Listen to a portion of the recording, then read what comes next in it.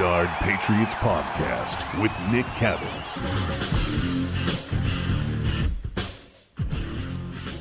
All right, Greg, let's hit it first with Mac Jones. Of course, I was seeing all over Twitter today. I had you on my show down in Virginia earlier today as well, talking about Mac and what he showed all of you at practice. From what I read, a pretty good day for Mac Jones.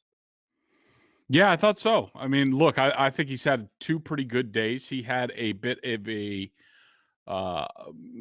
lesser day, I would say, the last open OTA before the minicamp, and that led a lot of people to say this and that about Mac Jones. But give the kid credit. It seems like every bump in the road, he sort of learns from it and overcomes it and is better the next practice. I mean, Monday's practice was in a heavy rain almost the entire length of practice, and I thought he was by far the best quarterback. He was accurate. He was decisive.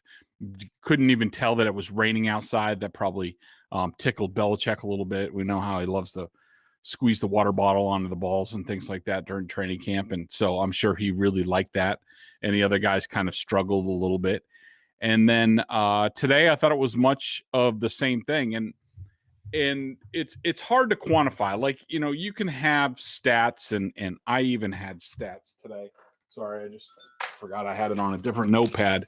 So in the just to go back, because I mostly just wanted to see how many reps I had. And from the competitive periods, I had Cam Newton was 8 of 15, and Mac Jones was 17 of 26. He had the 2 interceptions. He also 2 drops were put into there. So it was good. He's been, I would say he's been pushing the ball much more down the field.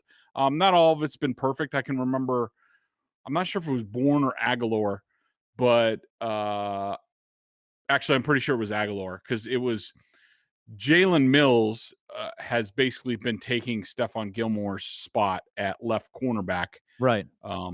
during the holdout. And at one point, I think it was Isaiah Zuber tried to beat him down the right sideline. And I think Zuber had like a half a step, and I think Mac Jones made a beautiful pass that basically went through Zuber's hands down the right sideline. And Jalen Mills just would not stop yapping, like back to the huddle. It was nonstop. He was saying, I couldn't make out exactly what he said. And of course, according to media protocols, I can't say what he said, but it was along the lines of like, I was a track star. I don't know what you guys are thinking, all this stuff. A couple of plays later, Mac Jones comes back to it, and I think it was Aguilar, had him by a couple of steps, and Mac Jones made a pretty good pass. It just didn't have enough air under it, and it overthrew Aguilar by a little bit. So, he's pushing the ball down the field more, and I thought he was better. I thought, Newton has kind of struggled. I think where Mac Jones really differentiates himself, and it's not going to come through in stats, and this is why I don't keep stats all the time. It's just how you play the position relative to the Patriots scheme. And you and I have talked about it ad nauseum. And even Cam talked about it today, and I give him credit, where he said something about like Josh McDaniels has told him, like, pre-snap preparation will lead to post-snap success or something along those lines. And that's exactly what you and I have talked about since Cam Newton's been the quarterback here. That at a certain point in time, he's not winning before the snap, which means he's going to fail after the snap. And with Mac Jones, you can see each and every day he gains a little bit more in terms of, hey, I can see what's coming. I go to the outlet really quick.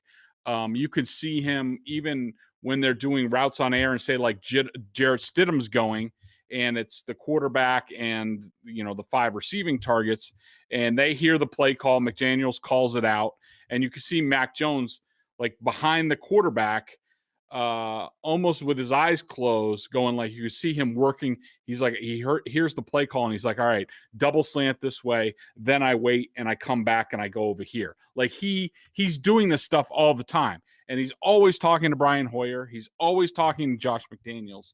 And that's really where he stands out. And I said that, I think I wrote that the first practice that we saw Mac Jones, where it was like, he called out, him and Aguilar recognized a slot blitz coming, and Mac Jones goes, I know, and boom, the ball's out, and he goes for 50 yards. Cam Newton had a similar play today.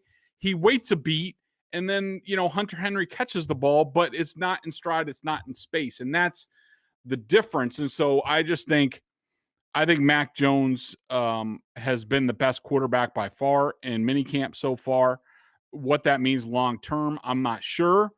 But if you knew what you were looking for, and you've been around and you've been a part of quarterback competitions, and I've been part of it, I've covered the Dolphins back when they didn't know who their quarterback was going to be. I've been on the practice field with Aaron Rodgers and Brett Favre. That wasn't a competition, but still. There was a younger guy pushing him. I've seen, Brady and Garoppolo. And I thought sort of what we saw today about midway through practice was a bit different than I've seen before. And it felt like a shift, but we'll have to see how things played out. A couple of other observations that I read that you had, and also, again, I talked to you earlier today, and a couple of things. The reps you just mentioned, 26 to 15-ish. So Mac Jones gets more reps than Cam today at practice. I think that's noteworthy. I'm not going to sit here and tell you that Mac is starting because of it, but it's noteworthy. And also you mentioned that, Mac was with McDaniels, Belichick, Patricia, Ernie Adams, with the top offensive line on one field, and Cam was kind of off to the side with some other guys. And I just think, these are little crumbs. They're not going to tell us the entire story, but they're little crumbs. And it goes along with the rest of the narrative that we've had from the beginning of this camp season, which is Mac is getting involved a lot more than we thought. And Belichick is seemingly giving him more than we thought he would give him. And he seems like he's picking it up. Now, I want to look at the big picture, but first I want to ask you about Cam, because we spent some time during the offseason talking about mechanics. And, you have shared the stories from your sources, guys in the building saying, hey, look, he was behind the 8 ball last year. COVID, didn't have a lot of time to figure it out, blah, blah, blah, blah, blah, blah, blah. What do you see from Cam? Is he the same guy, Greg? He's the same guy. I've noticed little difference. I mean, from his mechanics, he's still throwing off his back foot, his footwork, how he dips his back shoulder sometimes on little 10, 15-yard throws where you really just need to, boom, get it out, flick the wrist, get it out. Instead, he got to gear up to do it, and that's going to cause problem against NFL defenses. I haven't seen him do anything advanced in terms of, play adjustment, things like that. Like there was a play on the first day of minicamp on Monday. Where they're just, and it was half speed. It wasn't that big of a deal. And maybe this was pre-planned. I don't know. But they come out, and again, it was very similar. Cam Newton. Now, I will say it looked like they were working on dummy calls, which in itself, or dummy snap cadences, which in itself for Cam Newton would be a step forward, because we talked about it last year. There's no, hey, these guys are coming, like, let me go, ready, set, hot, and get them to jump. There wasn't anything like that with Cam. It was just they snapped the ball, and the guys would be coming full bore on blitzes, and forget it, they'd get run over. And you're like, why don't they just say hut one, something like that, or like Aaron Rodgers does. So they were working on a drill that was doing that. So you're like, okay, that's cool. They're doing that. And so here comes Cam Newton. He comes out, and he does, where's that hut? And they wait, and okay. But then he goes through with the cadence. Now, Mac Jones gets up there. Mac Jones identifies the mic just like Cam Newton does. Ready, set, hut. Ready, set, hut. And then all of a sudden he does this motion where it looks like Salt Bay or something like that. And he audibles, and all of a sudden they go from a very, say, 2 tight ends, 2 running backs, maybe 1 wide receiver in a tight formation. All of a sudden, he does this, he audibles, and all of a sudden, it's shotgun 4 wide with a running back, and you're like, and all of a sudden, he snaps the ball, boom, it's out, they beat the blitz, and you're just like, oh, okay, can Cam even do that? I don't know if he can. I haven't seen him do it yet.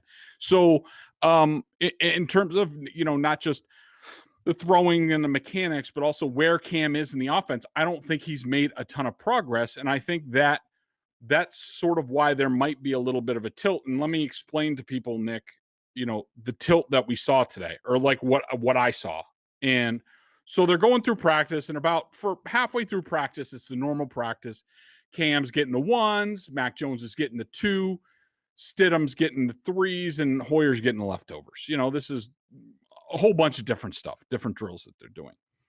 Then all of a sudden they go to 7-on-7, and it's somewhat competitive, somewhat half speed. Cam is the quarterback to start, gets three snaps, and he completes like 3 checkdowns. All of a sudden, now it's Mac Jones, and they're working. This is 7-on-7 in the red zone, low red zone. And Mac Jones goes tight end to touchdown to Hunter Henry, completion to Brandon Bolden, touchdown to Devin Asiasi. Would have been a touchdown again to Hunter Henry, except they hit a paddle. One of the coaches holding the paddles, they hit a paddle. And then he completes a touchdown to Matt Lacoste. So, 3 touchdowns, 4 would have been touchdowns on 5 reps. So, and nobody else got low red zone reps there, just Mac Jones. Then suddenly they break up into 3 fields. And we saw this also the first day, where it's a quarterback goes in an offensive line. One of the quarterbacks, Mac Jones and Newton each go with an offensive line, and they work with a running back, and they're going basically against a front 7 in terms of run blocking, blitz pickup, stuff like that. And then on another field, Hoyer and Stidham are throwing passes to wide receivers and tight ends, almost pseudo 1-on-1s or 7-on-7. So on day 1, Mac Jones, when he went off to a side field in this circumstance, worked with the first team offensive line. Cam Newton worked with the second team offensive line. Okay, I was like, okay, that's interesting. Interesting, yep. Yeah. So day 2, Mac Jones goes off to a side field and is a starting offensive line for the second straight day. Yeah. And so I'm like, wait a minute. Then suddenly, mind you, during the 7-on-7 low red zone period, Bill Belichick and Ernie Adams are in a deep discussion. And Ernie Adams is like moving his arms, like he's very animated. I don't know what they're talking about. They could have been talking about, a Wesleyan lacrosse game for all I know. But Ernie's, everybody thinks he's retired, and all of a sudden he's out there flapping his arms all over the place, and Belichick's like listening to him while they're watching Mac Jones. Maybe thought it was a lobster meal he recently had. Who knows? Exactly. Yeah. And so I thought that was interesting. So they go over into so Mac Jones is now with the first team offensive line. Isaiah Wynn, Mike Onwenu, David Andrews, Ted Karras, because Shaq Mason sat out today, along with Jonnu Smith, or at least watched, and Trent Brown at right tackle, and plus a couple running backs like James White and whoever. And I look around, and who's watching Mac Jones? It's Bill Belichick, it's Ernie Adams, Josh McDaniels is coaching. And mind you, there was a whole period earlier in the practice with Mac Jones and the tight ends where Josh McDaniels was there the entire time, coaching everybody up. It was just Mac Jones and the tight ends. So you have the head coach, his consigliere, the offensive coordinator, Matt Patricia, probably everybody else. Everybody was watching Mac Jones. And I'm like, this is weird. And like, that's when I got the feeling like Cam Newton must feel like the 16-year-old at like the kids' table at the holiday dinner, where like his younger sibling, how did he get to go to the adults' table? Like, what's the deal?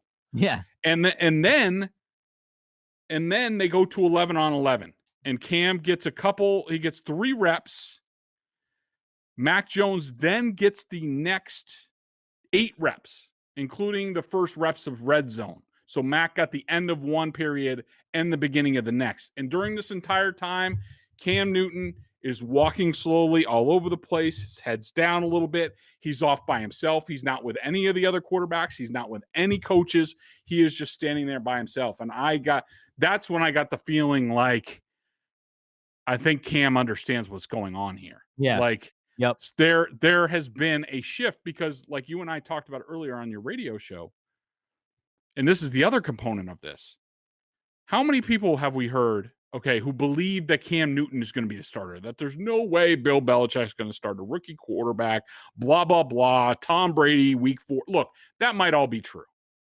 Okay. But how many times have we heard them say, like, the Patriots look at it like Cam didn't have weapons last year. He came in, he signed late. he had COVID practices. They were remote. They weren't on the field that much, blah, blah, blah. Cam had COVID, all this stuff. We heard this all offseason. Yep. They sign him back. Oh, well, now he's going to get all this. If that's the case, okay, and if Bill Belichick has decided in his mind that Cam Newton is going to start for him this season, including against Tom Brady on Sunday night, then why, with the second to last practice before training camp starts, for a guy who doesn't know enough about the Patriots offense, hasn't repped with enough of these guys yet, especially the new additions, why is Mac Jones getting more snaps than him?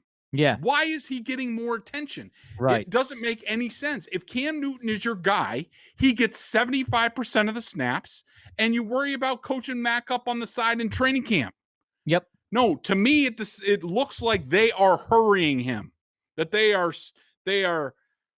pushing him in a direction. They are trying to throw more and more at him because it seems like so far he might make mistakes when you throw stuff at him, but he's going to learn and he's not going to make the same mistake again. So they are throwing stuff at him with, maybe one more practice on Wednesday left. If they do it, sometimes Belichick likes to do a team bonding thing. So we'll have to see, but say they do have another practice tomorrow. Maybe Cam gets all the reps, but like if you're coming back in 6 weeks to train for this season after a 7-9 season and Cam is your guy, and a lot of these veterans have not been on the field yet for you, they haven't been here in OTAs, you would give Cam Newton almost all of the snaps to get him ready, to speed him up, saying like, all right, you need to learn all this stuff, Cam. That's not what's going on. They're doing that for Mac Jones. They're not doing it for Cam Newton. All right, so there's a lot to unpack. Take a deep breath. Sorry. Deep breath. It's okay. There's a lot to unpack. The first thing I will say is this, just to get the gist out of all of that. Number one, Belichick trusts Mac Jones that he can put a lot on his plate and he will figure it out. And he also trusts the fact that Mac Jones will be able to figure it out efficiently, right? He's not going to take forever to put this thing together. I agree with the reps and everything you said. It certainly leans towards a quarterback competition, and that's something that we did not necessarily expect this early on. I think in my mind it was like, hey, listen, they'll get through the minicamp, and then they'll get to camp in July, and then we'll see if he's progressed at that point. He has in Mac. Yep. And if he has progressed at that point, then maybe you'll see him play a little bit more in the preseason games. And then at that third preseason game, which is the final one this year, that third game will be the telltale sign of where it's going to be. This thing is sped up, as you mentioned. And it tells me that this is a legitimate quarterback competition, that if you thought Mac Jones didn't have much of a chance to start in week one, you need to start thinking differently, because this certainly looks like the coaches believe he can start week one and be the guy, which I think tells us an awful lot. The other thing I would say is I love how Mac Jones has handled this. And what I mean by that is early on, he's learning the offense. Early on, he takes the checkdowns. Early on, he doesn't push it downfield. He's getting a feel for what he's going to see, what he's supposed to call. And he understands. He's mature enough to pull himself out of it and say, all right, I've got to give myself this time. He spoke to the media about it, saying, I'm kind of like adjusting here. And then once he felt comfortable, he knew he did. And he said, okay, now is the next step in the process. Now, I don't know if the coaches told him that or not, or if it was a natural, organic thing that happened within himself. But he took his time. He learned the foundational stuff. And now he seems to be kicking it into another gear, which I love. And it also speaks to his competitiveness that we've read about. The story about him and Nick Saban, when he told Saban, hey, I keep beating you. Well, do something about it. Like, see that that competitiveness within Mac. With all of that said, I think we have to look at the big picture here, Greg. Yep. And the big picture to me is Mac Jones wowing people to a certain extent because it's Mac Jones and what he's doing, or does Mac Jones look a little bit better because he's going against Cam, Stidham, and Hoyer? Yeah. It's a great question. And it's actually the biggest question. Everybody gets fixated, like you said, on the micro that, okay, what's Mac Jones doing? What kind of reps is he getting? The essential question is how good is Mac Jones and how good has he been? And look, I think he's been okay. I wouldn't go any further than that. I think that his performance has been enhanced by what's around him. Let's be honest. This isn't exactly Montana and Young out there competing on the backfields at Gillette. That is This is point, yeah. So I think that, look, he's been good, and I think that more than anything, you see the potential that he has in this offense. And I think I do think you have to grade him on a curve at this point, that they are throwing a lot at him. It's a pretty damn good defense out there, even without Stephon Gilmore out there. They're throwing a lot out there pressure wise at this kid. He's doing a pretty good job. I mean, he's not perfect. Kyle Van Noy and Hightower both picked him off today. Hightower's play was ridiculous. Mac Jones thought he had like a little bloop pass beyond the linebackers, and Hightower, if anybody had any doubts about him and his football shape or whatever coming back, Hightower took 2 steps backwards and then just leaped into the air and sort of potted out of the air. It was an incredible play, and you're just like, oh, 54's back. That's nice. That's nice to have there in the middle of the defense. Now I remember what it looked like. Nice. Yeah, but I will say, look, there was a period where I have it written down here. Mac Jones complete to Nelson Aguilar, flat-footed throw, low, barely got there. 50 complete to 13 and out, little late and low. 50 complete to 15, not much zip on the ball. I wonder if his arm is tired from all the reps, because they have had, I think, 5 practices now in the span of a week, which is probably a lot from where he's been. So there might be a little bit of a fatigue factor. But so, I think I'm just excited for the way that he operates the offense. I think that's what the coaches are excited about. The physical tools, he's not going to wow you. There aren't going to be many. He might throw a deep pass here and there with some nice touch down there, and you're like, oh, damn, that's good. But he's not going to throw a 20-yard out from the opposite hash mark, and you're going to be like, that thing had a lot of mustard on it. That was a nice throw. He's not going to do that. But he's I've during the draft process, some people said early Chad Pennington. I would say that's not a terrible comparison. But then again, quarterbacks, if they're healthy, should get more and more velocity as they're in the league, including by the former guy, didn't throw with a lot of heat when he was younger. By the end, even now, there are some throws that Tom Brady makes where I'm just like, man, that had some mustard on it. Yeah. And so Mac Jones isn't there. I think he's been good. I do think it's a whole comparison thing. If Josh Allen and whoever else was out there, you'd be like, well, Mac Jones has a long ways to go. But for what the Patriots need to operate their offense, we're really, this is going to be blasphemous, and I'm sure this is going to be played on Felger and Maz. Hi, Jimmy, and other things. But like really where they think the system is the star, then I think Mac Jones is perfect for what they can do. And I think you just look at how he can grow. I will say about the quote you mentioned, Mac Jones, that sandbagging son of a bitch. He totally was sandbagging last week to the media, and some of them bought it hook, line, and sinker when he was like, yeah, I just need to figure out where I, need to walk in the door. I don't even know, where the mic is or anything. He knows exactly what he's doing.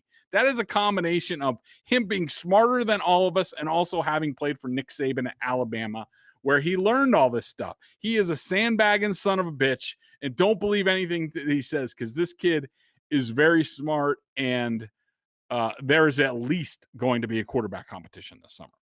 Yeah, and I think, to put a bow on the quarterback talk here, I just think he's come as advertised. Like everything that we read about with Mac, everything that we saw at Alabama, everything we thought he was going to be, so far he has been, if not a tick better from what I read. So I think you got to be happy. And I take the point as a fair one. It's not like he's going against younger Montana, as you said. It's not Favre and Rodgers. It's not that level of talent. But I would also flip that and say, if he was really struggling, panic would be in the streets. So at least he's not panicking.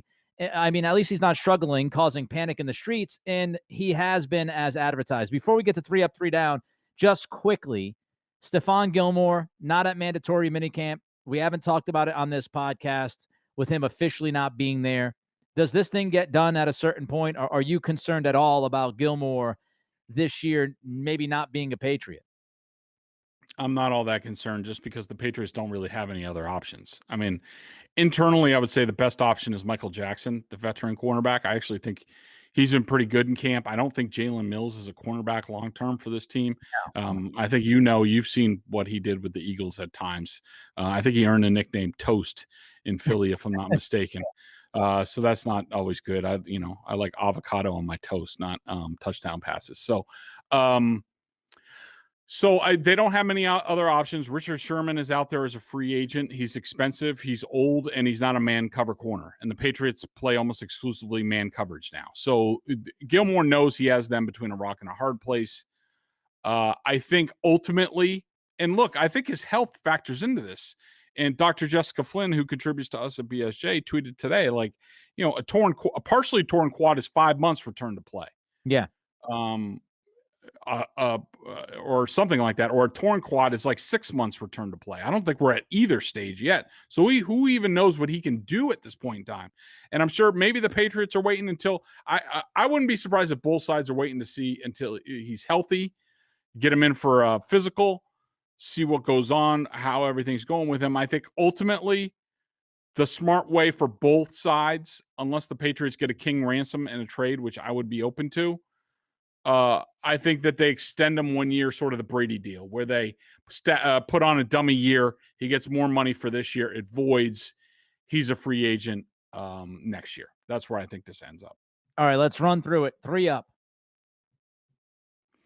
3 up. So 3 things that I am excited about from camp so far. I would say number 1 is the front 7 combinations. Like it's dizzying. I can't keep track of it, Nick. I'm not even going to try to keep track of it between, how many defensive linemen on the field, how many linebackers, how many safeties. I thought this was going to happen. We've been talking about it. I've been writing about it on BSJ that this was going to come. I mean, I see plenty of sets where McCourty, Phillips, and Duggar are all on the field at the same time. There's so much versatility. Kyle Van Noy lines up all over the place. Hightower lines up all over the place. Josh Uche might have hurt something a little bit, along with N'Keal Harry hurt something today, by the way, just to make note of that.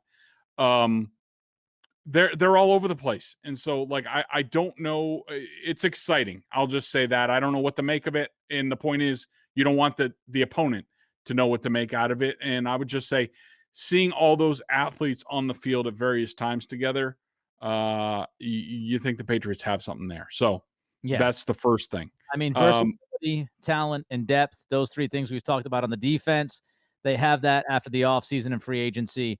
I expect to have a lot of fun watching how they mix and match up front.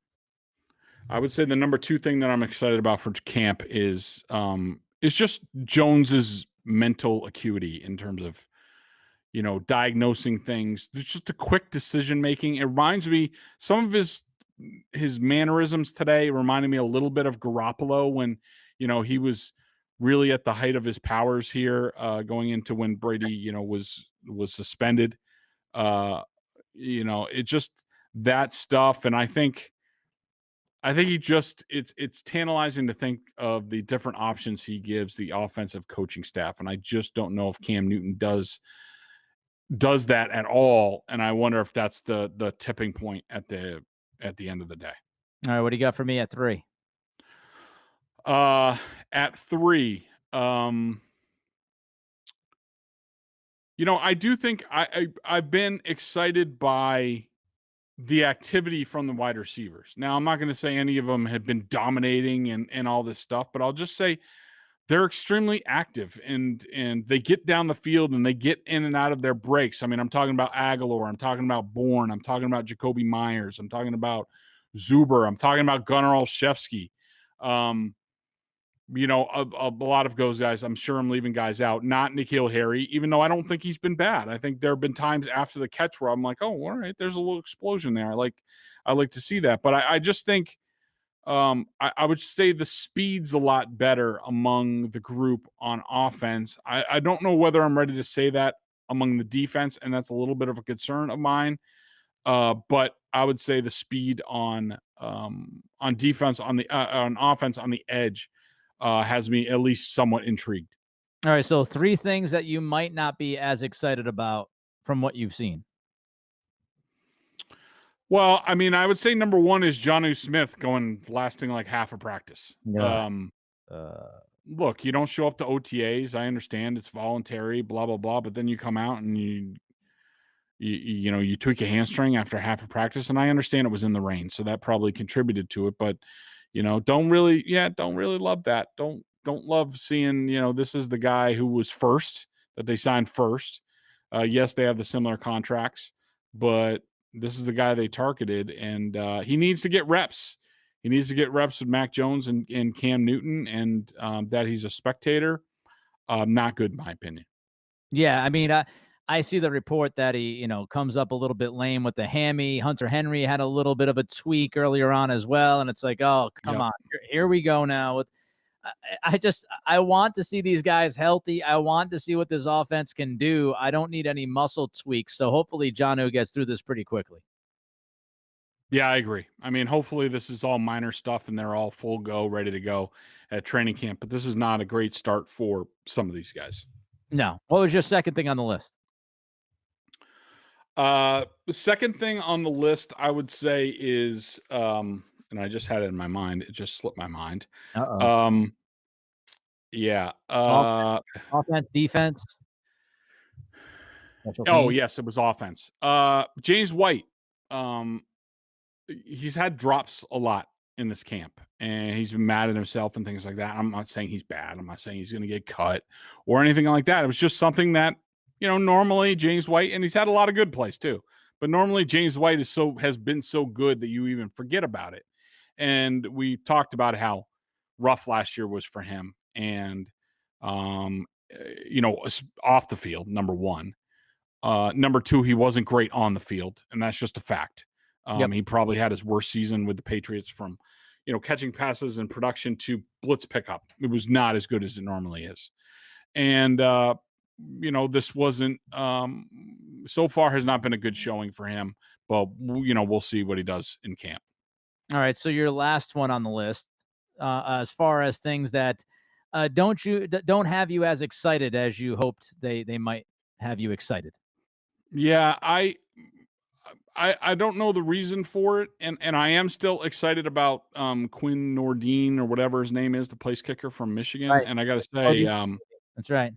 I got to say, I was very excited to read Bob Sochi's reporter's notebook or whatever he calls it, and he was talking about Nordine, and he talked to Shane Graham, the former half-season punter, place kicker for the Patriots, longtime Bengal and stuff like that. And I guess he's a coach or I don't know, something like that.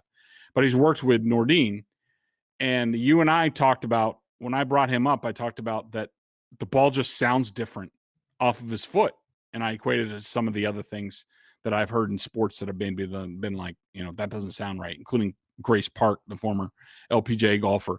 But Shane Graham said almost the exact same thing. He's like, I don't know if I've ever seen a kicker make contact the way that he does and like how violent it is. And so I kind of like that. But the point of my number 3 thing is I just don't, there's too many specialists on the field. Like, what are we doing here? Too many kickers, too many punters, too many long snappers. Like there aren't any, cornerbacks or, wide receivers that they can be trying. Like, why all these kickers? And like, let's figure it out. It should take you like a day or two to figure out. I mean, Roberto Aguayo's out there, Nick Folk's out there, with his dad bod looking, fresh. And, you got Nordine with a cannon for a right leg. Like, what are we doing here? Let's figure things out. Let's pare things down. Let's get a move on. A little cluttered. All right. So let's get to the BostonSportsJournal.com member question of the day. Don't forget their annual plan. $39.99. All sorts of great stuff and coverage from all the Boston sports teams, including Greg's coverage of the Patriots. And you get that Father's Day deal cranking as well. So check them out at BostonSportsJournal.com. The member question of the day, Greg. Yeah, the member question of the day, I thought, I'm grabbing this from Twitter where I saw this, and somebody said, it's scary when you pull things from Twitter. Yes, it is. So somebody asked me, and I'm trying to find it. All right. Well, Jamal, for some reason, has not been down on the Mac Jones talk. And I love the guy. He's a good Twitter guy. He always gives feedback. And he said Mac Jones, 4th or 5th best QB in the draft. Let's not try to convince people he's Andrew Luck and the Pats got to steal at 15. And I just wanted to reply, and I replied to him on Twitter, but I just wanted to say, if Jamal is listening, I appreciate you listening and following. But nobody in this corner is saying anything about Mac Jones being Andrew Luck. And I think we just had a segment basically detailing why he's not Andrew Luck at this point in time. And by the way, Andrew Luck wasn't that good, just to let people know. He really wasn't at the end of the day. And I got a whole crap ton of stuff for writing a column for Sports Illustrated to say he might be at some point in time, but Andrew Luck is not great yet. And boy, the blowback I got. And guess what?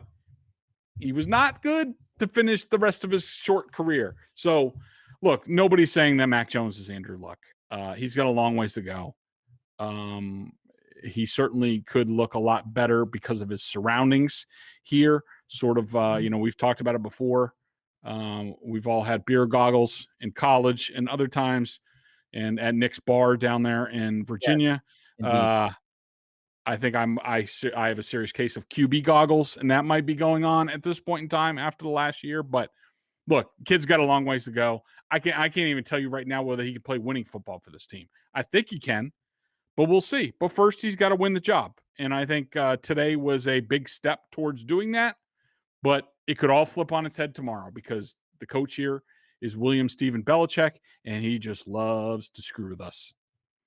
He does. And there's this just weird thing in 2021 when you just you're not allowed to enjoy stuff. You're not allowed to give credit to anybody. And if you say something nice about a player, oh, come on, he's not the greatest of all time. Everybody just take a deep breath. I mean, we can credit the guy for looking like he knows things and understands stuff out there very early in the camp process. We can objectively talk about this stuff without losing our minds. Everybody calm down. Nobody's saying he's Dan Marino or John Elway or Tom Brady. Nobody's saying that. We're just talking about observations and what he's been able to handle early on. And it's not the worst thing in the world to try to be a little optimistic and say, hey, maybe they actually drafted a guy at 15 who can play the quarterback position. That would be pretty cool. Nobody's saying he's the greatest thing since sliced bread. So it's just more 2021 stuff. As I said, it's, sometimes it's dangerous, that Twitter world. He is Greg Bedard. I am Nick Cattles. That'll do it for this episode of the Greg Bedard Patriots Podcast with Nick Cattles. Everybody be well. We'll talk to you soon.